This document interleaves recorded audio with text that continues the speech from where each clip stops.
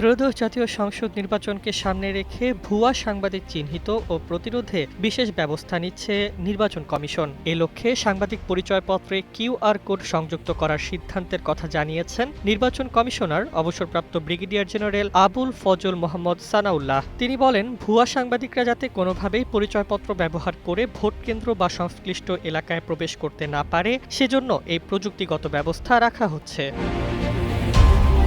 ৩রা December বুধবার রাজধানীর আগারগাঁওয়ের নির্বাচন প্রশিক্ষণ ইনস্টিটিউটে আয়োজিত সাংবাদিকদের প্রশিক্ষণ কর্মশালায় বক্তব্য দিতে গিয়ে তিনি এসব কথা বলেন। কমিশনার সানাউল্লাহ বলেন, দেশের নির্বাচন ব্যবস্থা দীর্ঘদিন ধরে নানা কারণে ক্ষতিগ্রস্ত হয়েছে। সেই ক্ষতি পুষিয়ে নিতে এবং একটি গ্রহণযোগ্য ও সুষ্ঠু নির্বাচন আয়োজন করতে নির্বাচন কমিশন কাজ করে যাচ্ছে। দৃঢ় বন্ধনের আস্থায় শক্তিশালী স্টিলের আরেকটি নাম জেডএসআরএম। তবে এই প্রচেষ্টা এককভাবে সফল করা সম্ভব নয়। এজন্য গণমাধ্যম সহ সংশ্লিষ্ট সবার দায়িত্বশীল ভূমিকা অপরিহার্য।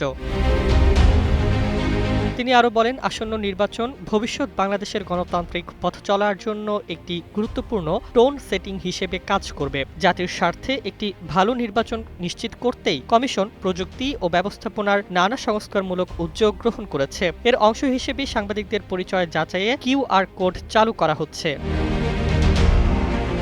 ভোট গ্রহণ ব্যবস্থাপনা প্রসঙ্গে কমিশনার জানান, মক ভোটিংয়ের ভিত্তিতে দেখা গেছে একজন ভোটার গড়ে প্রায় ৩ মিনিট ৫২ সেকেন্ড সময় নেবেন। কর্মশালায় সভাপতিত্ব করেন ইটিআইয়ের মহাপরিচালক মোহাম্মদ হাসানুজ্জামান। বিশেষ অতিথি হিসেবে বক্তব্য রাখেন নির্বাচন কমিশনের সিনিয়র সচিব আখতার আহমেদ। তিনি বলেন, পেশাদার ও দায়িত্বশীল সাংবাদিকতা নির্বাচনকে স্বচ্ছ ও বিশ্বাসযোগ্য করতে গুরুত্বপূর্ণ ভূমিকা রাখে। ডেস্ক রিপোর্ট, জয় জয় দিন।